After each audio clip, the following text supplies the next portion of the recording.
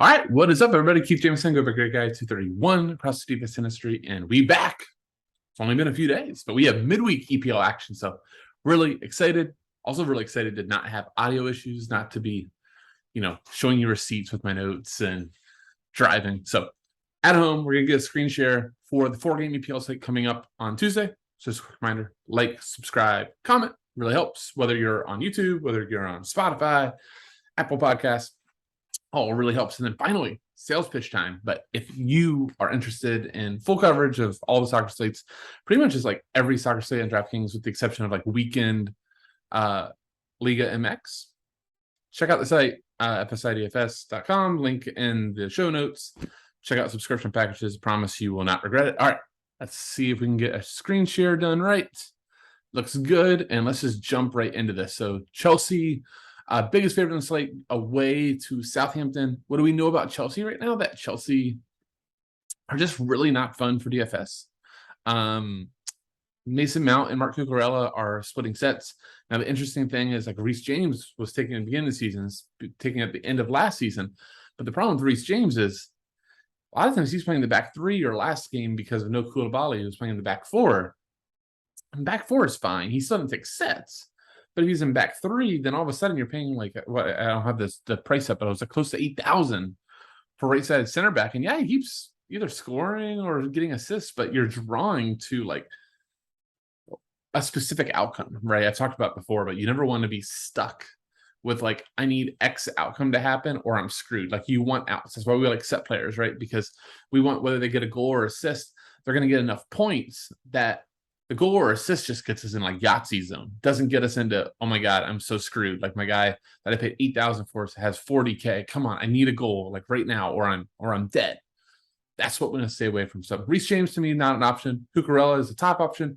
Mason Mount is just up and down. I think he's maybe one of the decision points on the slate. I think in my first build, I do not have him. I don't mind him. Southampton's pretty bad. This is an important game for them. I think that the crowd's going to be really, really up for it. Night games, like middle of the week, those can sometimes be trap spots. So I think he's fine. But like Kai and Sterling, those are more GPP plays for me. So to me, Cash, Cucurella, Mason Mount, Ruben Loftus-Cheek sub 5,000. If he's playing wide, he's fine. Get you 6 to 8. Then all of a sudden, maybe if you get a goal or assist, you're looking good. Mendy, I don't think it's a slate to pick up for goalie, but I guess it's fine. I don't really like paying all the way up for away keepers. I just think it's a trap. So there you go. Jorginho, PKs, whatever. Southampton side, just because like I don't like Southampton, I'm sorry, don't like Chelsea, doesn't mean like I love Southampton. So like I love James Ward-Prowse, but it's not a slate for it. Like, I don't need to pay up for the biggest dog. So just because, again, don't like Chelsea, I'm not like looking forward to playing many pieces, doesn't mean to go, okay, I gotta stack up Southampton. We got other options, but Ward-Prowse by far the best.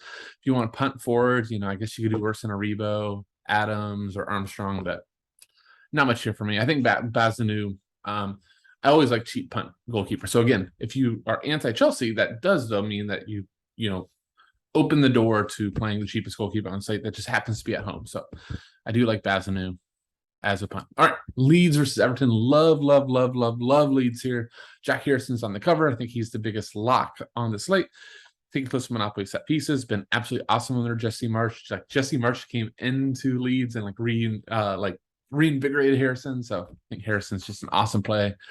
But that's kind of where, like, despite like loving Leeds for GPP, I think Leeds stacks make a ton of sense versus kind of a reeling Everton team that, it's just Anthony Gordon, like their homegrown number 10. They're still like rumored to be shopping him around, and they brought in Malplay, but Malplay barely could score in Brighton. So what is he going to do here? I don't know. Everton's a mess. So I think it's a really good spot to take some lead shots. So Harrison is the cash play. Christensen is a really, really cheap fullback, 3.5K. So I think he's fine. If you're going to pay up at goalie, I think paying up for Measler makes a lot of sense, given the fact that these attackers, right? Like Demarai Gray has arguably been the best attacker and like not even projected in here. It's just a bad spot for Everton. And Leeds, like, crowd is going to be insane night game again. I just like Leeds a lot here. So I think Cash is Harrison, Christensen, Sinisterra fine for a forward spot, I guess. You need to fill two. I think Eze is going to definitely be one. I prefer to go to Gross for the other one, but if you didn't Sinister, I don't think you're crazy. Rodrigo, a little bit, what's the right word? His logs are a little deceiving. Scoring a lot of goals. I think great for GPP. He and Aronson, like with Harrison. Wow. Harrison. I think that's an interesting stack. Klitsch is very, very attacking in this role if he were to play. I don't know if Roca is out. I don't see him out, but Klitsch would be really interesting if in. But yeah, so I like a lot of Leeds pieces for Everton.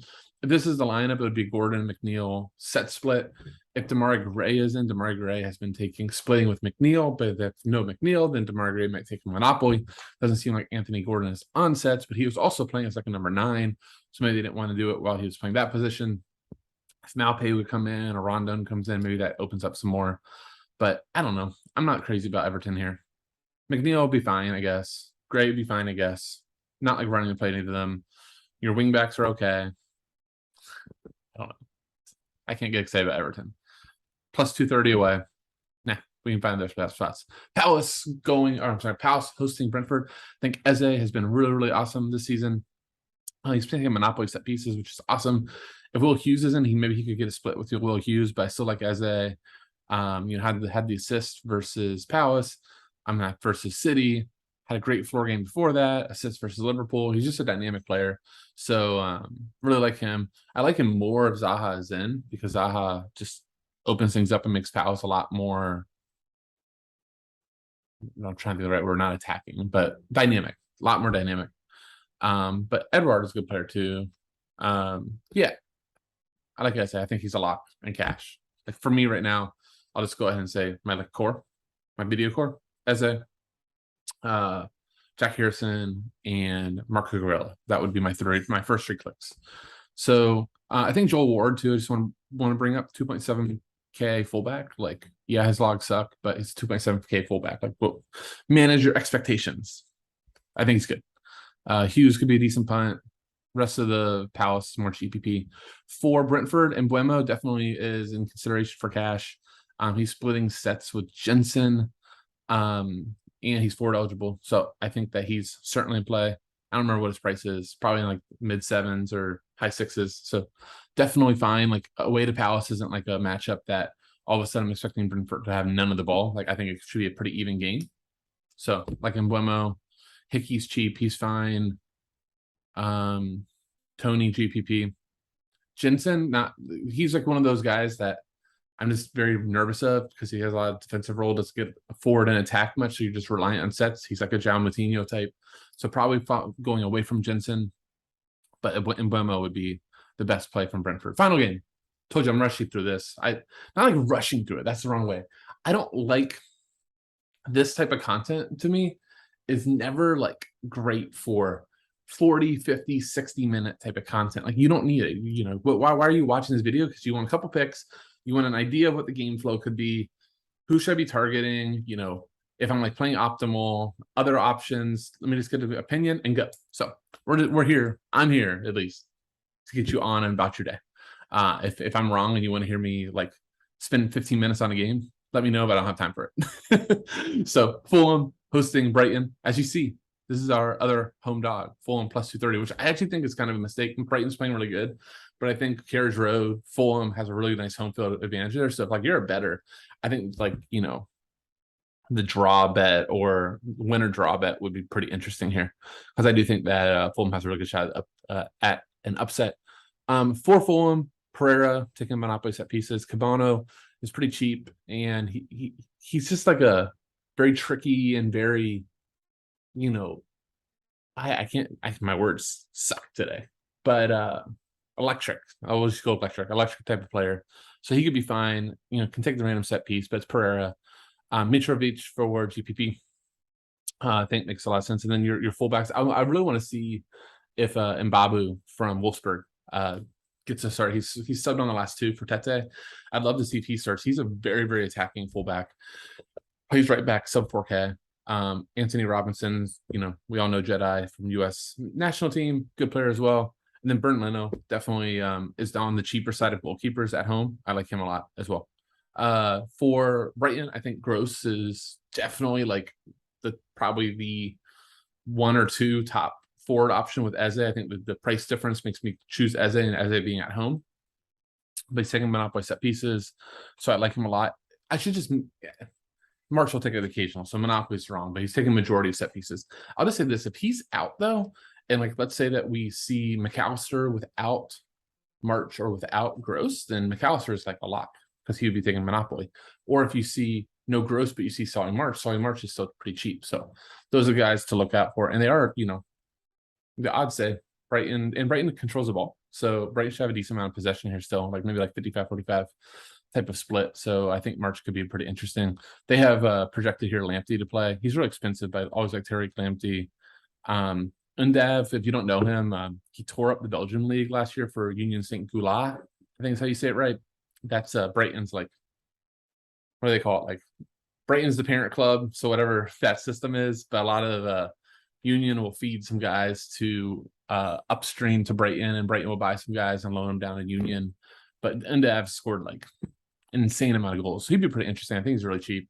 That could be an interesting punt. Your fullbacks, Estupiñán, I should just mention, really attacking fullback. He'd be like my second favorite fullback on the entire slate after Marc Cucurella. Okay, that'll do it. I'm out of here. Thank you guys for watching. If you do like the content, like, subscribe, comment. Really helps. Without saying, see you.